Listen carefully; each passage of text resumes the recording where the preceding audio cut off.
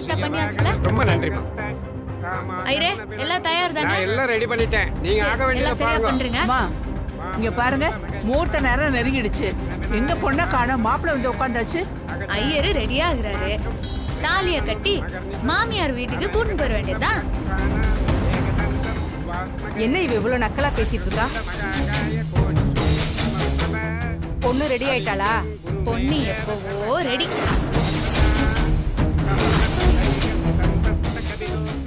சொல்லுங்க. ஐயா எல்லாம் ரெடி தானே? என்ன தமன்னா, கல்யாண பொண்ணே இல்ல, ஆனா எப்படி சமாளிக்கிற பாத்தியா? இன்னும் எவ்வளவு நேரம் இப்படி பேசி சமாளிக்க முடியும் சொல்லு? நடக்காத கல்யாணத்துக்கு இந்த ஊரு ஜனமே வந்திருக்காங்க. அத்தை, ராணியோட நடவடிக்கை சரியில்லை. எனக்கு என்னமோ ஏதோ தப்பா படுது. நீ வேற இவளுக்கெல்லாம் ரொம்ப பில்டப் கொடுத்து பேசாத.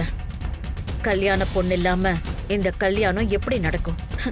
இன்னும் கொஞ்ச நேரத்துல என்ன நடக்குதுன்னு மட்டும் வேடிக்கை பாரு. எல்லாம் சரியாகுதான்னு ஒரு தடவை பாத்துக்கோங்க. எடுத்துக்கோங்க ஐயா. அம்மா, வரவங்களெல்லாம் வர வைக்க வாசல்ல எல்லாம் ஆள் இருக்கிறாங்கல்ல? Okay madam. சரி எல்லாருக்கும் ஜூஸ். சரிங்க மேடம். அம்மா, அந்த ராணி களத்துல இறங்கி என்னமோ பண்ணிருக்கான்னு நினைக்கிறேன். இல்லன்னா இவ்வளவு தைரியமா இருக்க மாட்டா. மா, தமன்னா சொல்ற மாதிரி இதுல ஏதோ தப்பா தெரியுதுமா? டேய், இப்பதானே தம்மனா கிட்ட சொன்னேன், சும்மா கண்டதையும் வளராத, வாய மூடிட்டு. ஏமா, எல்லாத்தையும் ரெடி பண்றதெல்லாம் இருக்கட்டும், முதல்ல பொண்ணு ரெடியா? பொண்ணு ரெடி ஆகாம எப்படி கல்யாணம் நடக்கும்? நான் தான் சொன்னேன்ல, பொண்ணு பக்கத்துல இருக்கிற பார்லருக்கு மேக்கப் போட போய்க்குதுன்னு. என்ன பண்றா? மல்லிகா இங்கே இல்லவே இல்லை. இவ என்னடான்னா கல்யாணம் நடக்க போகுதுன்ற மாதிரியே பேசிட்டு இருக்கா. அதான் புரியலம்மா, எனக்கும் ஒரே குழப்பமா இருக்கு. இன்னுமா பொண்ணு ரெடியாகி வரல? மாப்பிள்ளை மணமேடைக்கு வந்து எவ்வளவு நேரமாச்சு? பொண்ணு சீக்கிரம் வர சொல்லுங்கம்மா. இன்னும் எவ்வளவு நேரம் ஆகும்? எங்களுக்கு என்னவோ டவுட்டா இருக்கு. பொண்ணு இங்கதான் இருக்கா?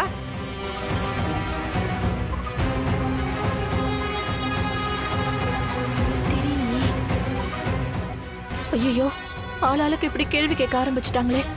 இப்ப என்ன பண்றது? பாவம் ராணி என்ன சொல்லி சமாளிக்க போறாளோ தெரியல. நாங்களும் வந்ததுல இருந்து பொண்ணை பத்தி கேட்டுக்கிட்டு இருக்கோம். இப்ப வரைக்கும் யாரும் ஒரு வார்த்தை கூட சொல்லல. பொண்ணு இருக்கா இல்ல எவனையாவது இழுத்துட்டு ஓடி போயிடுச்சா?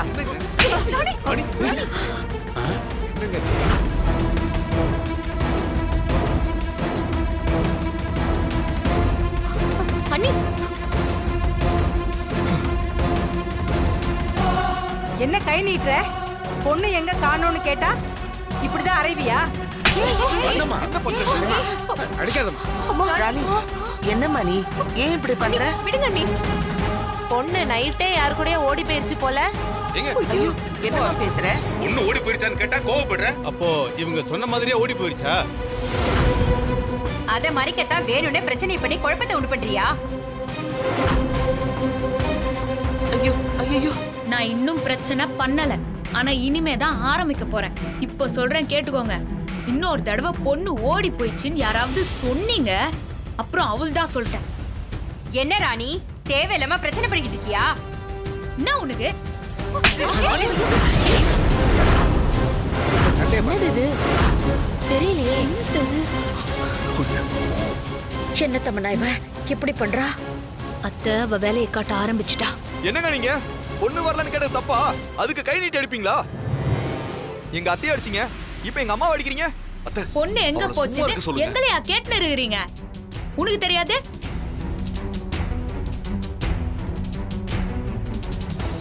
ஏங்க, இப்ப எதுக்கு எல்லாரையும் அடிச்சிட்டு இருக்கீங்க?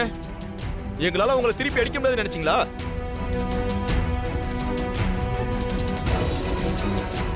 என்னது? திருப்பி வர அடிப்பியா? உன்னை கொன்னு இங்கேயே புதைச்சிருவேன்.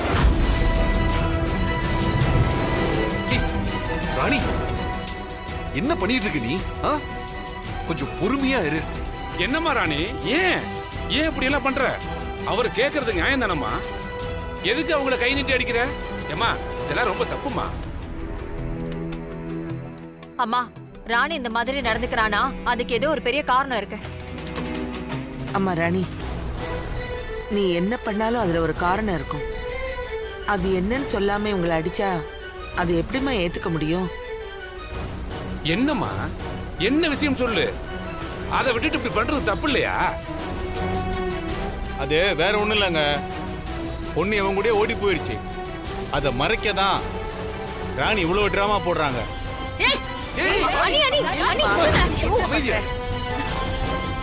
ஏதாவது பண்ணுங்கம்மா. ராணி, இப்ப எதுக்காக அவங்க எல்லாரையும் அடிச்சிட்டு இருக்க? அவங்க இப்ப என்ன பெருசா கேட்டாங்க? முகூர்த்த நேரம் நெருங்கிடுச்சு, பொண்ணு எங்கன்னு தானே கேட்டாங்க. நீங்க வாயை மூடி நிறுறீங்களா?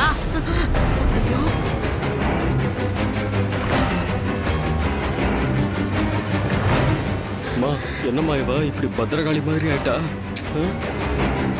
உங்க பொண்ணு ஓடி போனது உண்மைதாங்க. அத மறைக்கத்தான் ராணி இப்படி பண்றா. இந்த ராணியே மல்லிகாவை ஒரு பையனோட ஓடி போக வச்சிருக்கா.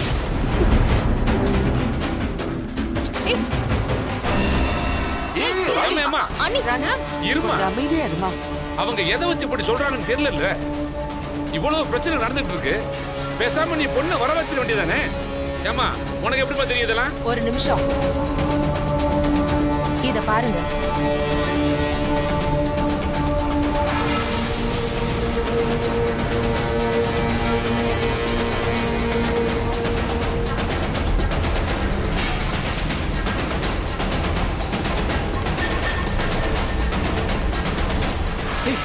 என்ன நடக்குது இங்க? இது என்ன வீடியோ? என்னம்மா இது? இல்லம்மா. என்னம்மா ராணி, யார் இந்த பையன்? தமன்னா, ராணி இது வரைக்கும் சமாளிச்சா. ஆனா அவ இந்த வீடியோவை எதிர்பார்த்திருக்க மாட்டான். என்ன ராணி இது? நீ ஏதாவது சொன்னா தானே தெரியும். இவ ஏன் எதுவும் பேசாம அமைதியா இருக்கா? எதுவும் சொல்லாம அமைதியா இருந்தா எப்படி? ஏதாவது சொல்லு ராணி. இருங்க இருங்க சொல்றேன். ஆனா வர வேண்டிய ஒருத்தவங்க வந்துட்டோம், அவங்களுக்காக தான் வெயிட்டிங்.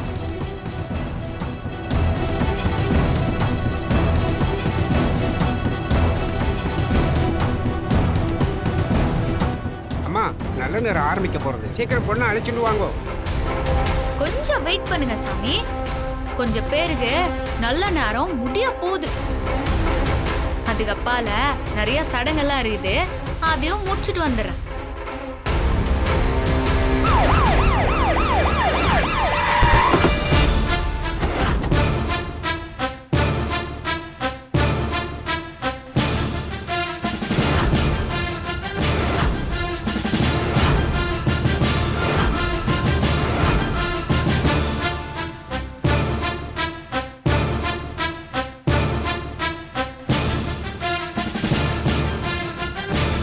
ஐயோ, நம்மளை பத்தி விஷயம்லாம் தெரிஞ்சிருக்குமோ?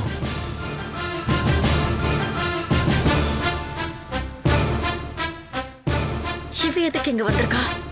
இதோ வந்துட்டாங்கல்ல, இவங்களுக்காக தான் இவ்வளோ நேரமா வெயிட்டிங்.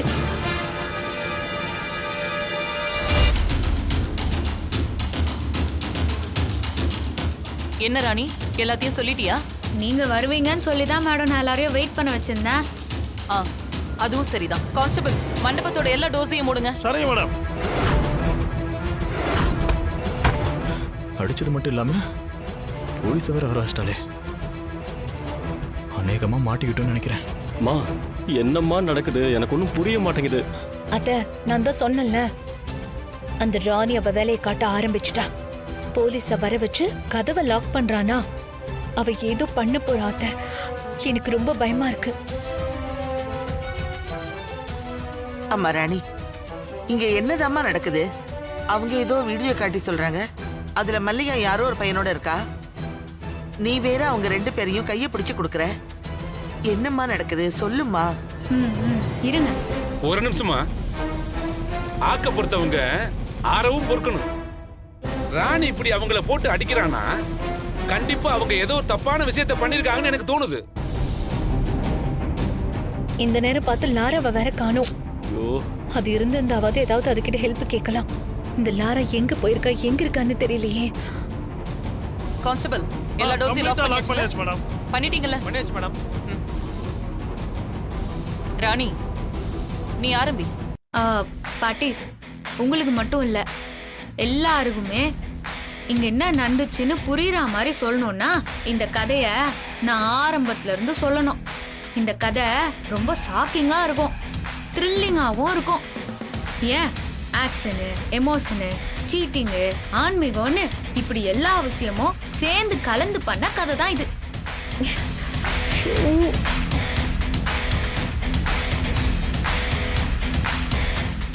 இந்த கதையை சொல்றதுக்கு முன்னால ஒரு குட்டி சாமி கதை ஒன்னையும் சொல்றேன். அது இந்த ஊர்காரங்களுக்கு தெரியும், மத்தவங்களுக்கெல்லாம் தெரியறதுக்கு வாய்ப்பில்லை.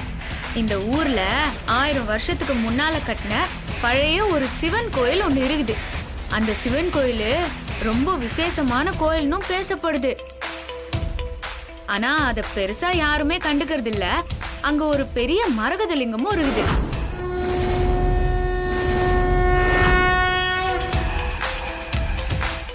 அதுக்கு நெய்வேத்தியம் கூட செய்யாம 5 கால பூஜையில ஒரு பூஜை கூட நடக்கிறதும் இல்ல. வருஷத்துல ஒரு தடவை சிவராத்திரிக்கு மட்டும் அந்த கோயிலோட சிறப்பை தெரிஞ்சவங்க போய் கையெடுத்து கும்பிட்டு வருவாங்க. இந்த ராணி ஏதோ பொண்ணை காணாங்கிறத பத்தி சொல்ல வர போறேன்னு பார்த்தா அதை விட்டுட்டு நம்ம ஊரு சிவன் கோயிலை பத்தி சொல்லிக்கிட்டு இருக்க. ஏமா இது எல்லாருக்கும் தெரிஞ்ச விஷயம் தானம்மா. அந்த சிவன் கோயிலுக்கும் இந்த கண்ணாலத்துக்கும் பெரிய தொடர்பு இருக்குது.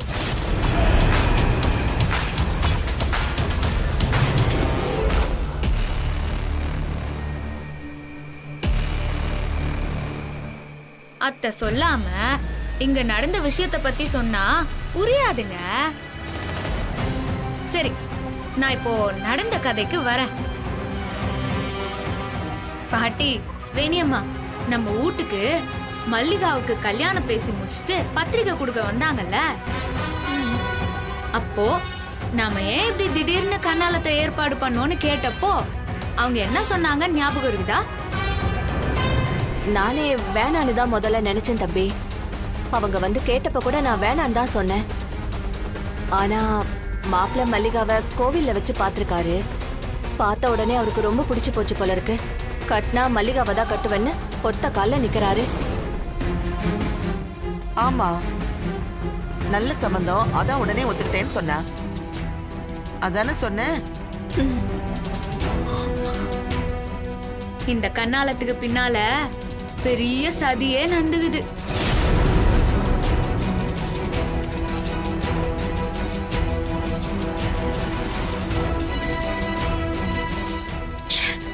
இவன் என்ன பண்ணி தொலைச்சிருக்கான்னு தெரியலையே. இந்த கண்ணாலமே வேணி அம்மா பிரியப்பட்டு புடிச்சு போய் பேச முடிவு பண்ணதில்ல. வேணி அம்மாவை இப்படி ஒரு சூழ்நிலையில கொண்டு வந்து நிறுத்தி தோ இங்க நிக்கிறானே துபாய் மாப்பிள்ள, இவனோட அத்தைக்காரிங்க 300 பவுண்ட் நகை போட்டாதான் கண்ணாலோன்னு சொன்னாங்களே. இது எல்லாமே டிராமா தான்.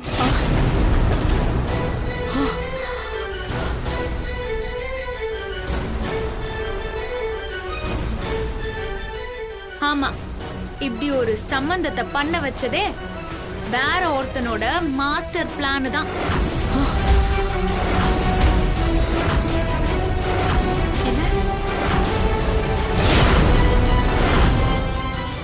என்னத்த இவன் மெயின் மேட்டருக்கே வந்துட்டா? என்னம்மா ராணி, ஏதேதோ சொல்ற, என்னதான் நடக்குது?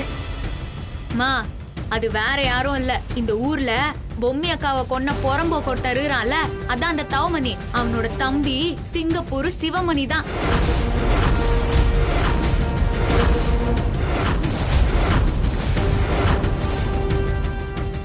அவன் போட்ட மாஸ்டர் பிளான் தான் இந்த கண்ணாலம். எனக்கும் ஆரம்பத்துல என்னவோ தப்பு நடக்குதுன்னு மட்டும்தான் தோணுச்சு. ஆனா என்ன அவசியம்னு எனக்கு புரியல. ஆரம்பத்திலேயே நான் வேணி அம்மாவாண்ட உண்மைய சொல்லுங்க, ஏன் இப்படி அவசர அவசரமா கண்ணாலம் பேசி முடிச்சீங்கன்னு கேட்டேன். முதல்ல மறைச்ச வேணி அம்மா அப்பால ஒரு கட்டத்துல என்னாண்ட உண்மைய சொல்லிட்டாங்க.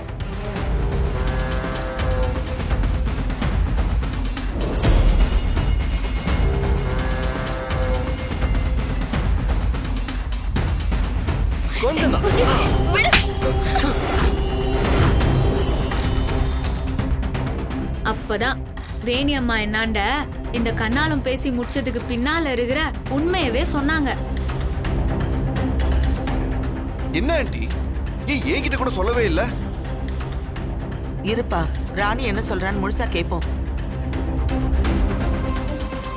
இந்த ஒட்டு மொத்த சதியும் நம்ம வீட்ல இருக்கிறாரே ஐயா, அவர் சொன்ன ஒரு வார்த்தையாலதான் என்னால கண்டுபிடிக்கவே முடிஞ்சு.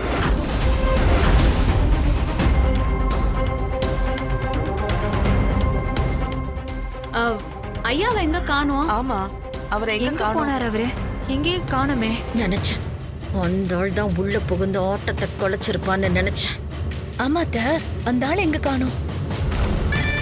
ஐயோ இப்ப அவரை விடு, நீ நடந்த விஷயத்தை பத்தி மட்டும் சொல்லு.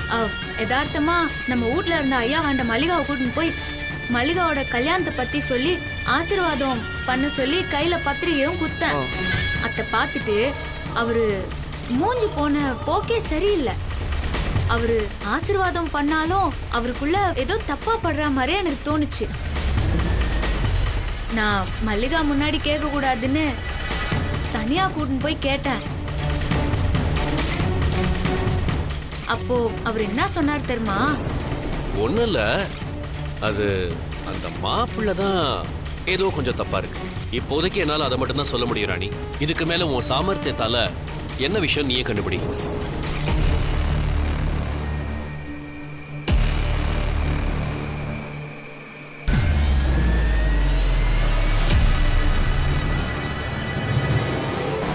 நான் என்னயா இப்படி சொல்றீங்கன்னு கேட்டதுக்கு அவரு நான் ஏதோ என் மனசுல பட்டதை சொன்னேன்னு சொன்னாரு. ஆனா அதுக்கு பின்னால இவ்ளோ பெரிய சதி இருக்குதுன்னு எனக்கு அப்போ தெரியாது.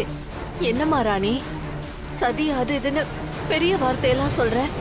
என்னம்மா சதின்னு சொன்னதுக்கே இப்படி சொல்றீங்களே, இது சாதாரண சதி இல்ல, பெரிய சதிமா.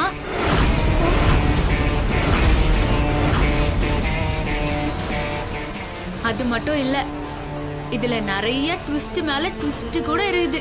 முதல் ட்விஸ்ட் என்னன்னா, வேணி அம்மா ஒரு பக்கம், இந்த நிக்கிறானே இந்த துபாய் மாப்பிள்ள, அவனை மல்லிகாக்கு பேசி முடிச்சுக்கிற அதே நேரத்துல இன்னொரு பக்கம் வேற ஒண்ணு நடந்துச்சு. 4வது படிக்கும் போது உன்னை பார்த்தேன். அப்பத்துல இருந்தே உன்னை எனக்கு பிடிக்கும், என்னையும் உனக்கு பிடிக்கும். இப்ப வரைக்கும் நீ வெளிக்காட்டவே மாட்ற. எனக்கு தெரியும் மல்லிகா, நான் உன் மனசுல இருக்கேன்னு எனக்கு தெரியும் மல்லிகா. நீ இல்லைன்னா நான் செத்துருவேன். பாத்தீங்களா, நாங்க சொல்லும் போது நம்பல, இப்ப ராணியே சொல்லிட்டாங்க.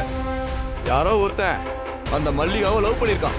அவனை பத்தி விசாரிச்சு தெரிஞ்சுக்கிட்டு அவனை மல்லிகாவோட நைட்டோட நைட்டா அனுப்பிச்சு வச்சுட்டு இங்க வந்து கண்ட கதையை சொல்லி பிரச்சனைய திசை திருப்பி விட பாக்குறாங்க.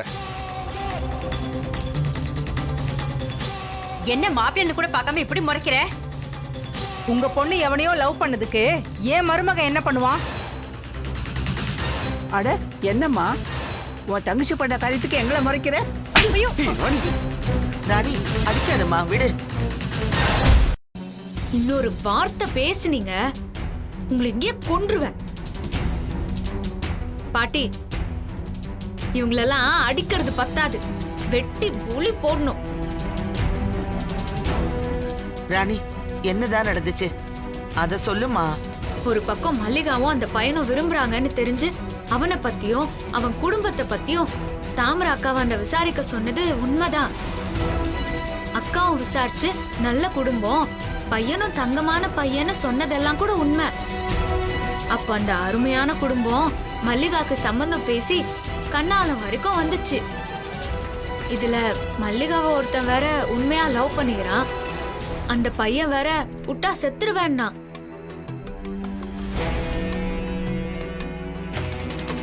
என்ன பண்றது, நானும் பயங்கரமா குழம்பி போய் நின்னேன்.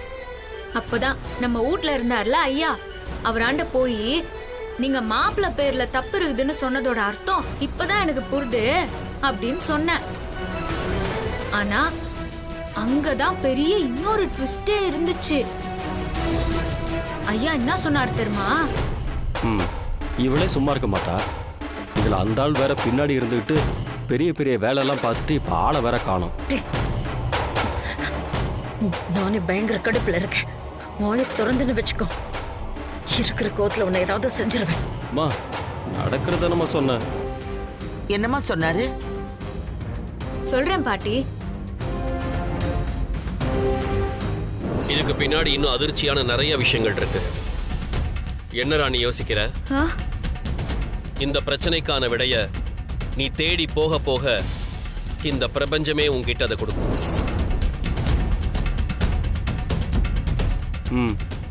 என் மேல கோவப்பட்டீங்களே, நான் தான் சொன்னேன்ல அந்த ஆளு லேசுப்பட்டவன் இல்லைன்னு. அப்பதான் பாட்டி எனக்கு முன்னாலேயே நடந்த ஒரு விஷயமும் என்ன திரும்ப திரும்ப யோசிக்க வச்சுது. அது எனக்குள்ள ஒரு பெரிய சந்தேகத்தையே கிளப்பி விட்டுருச்சு. என்னம்மா அப்படி ஒரு விஷயம்? இங்க நிக்குதுங்களே இந்த குந்தானிங்க, இதுங்க என்ன திருட்டு வேலை பண்ணுச்சுங்க தெரியுமா? நான் அந்த 300 பவுண்ட் நகைய ஒரு இடத்துல யாரும் திருடிடக்கூடாதுன்னு கில்ட் நகைய வச்சுட்டு ஒரிஜினல் நகைய வேற இடத்துல வச்சிருந்தேன். அது தெரியாம இதுங்க அந்த நகைய ஆட்டைய போட பாத்துச்சுங்க.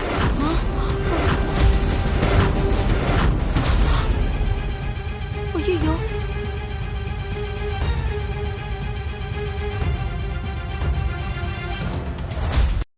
என்னம்மா சொல்ற? வாய மூடு. ஏதாவது வாய திறந்தீங்க அவ்வளவுதான் சொல்லிட்டேன். ராணி, என்னம்மா இது? என்னென்னமோ சொல்றீங்க, இதெல்லாம் உண்மையா? ஆமாமா, இது என்ன பெரிய விஷயம்? போக போக பாருங்க, பயங்கர இன்ட்ரெஸ்டிங்கா இருக்கும். ஆமா, இவங்க திருட பார்த்தது உனக்கு எப்படிமா தெரியும்?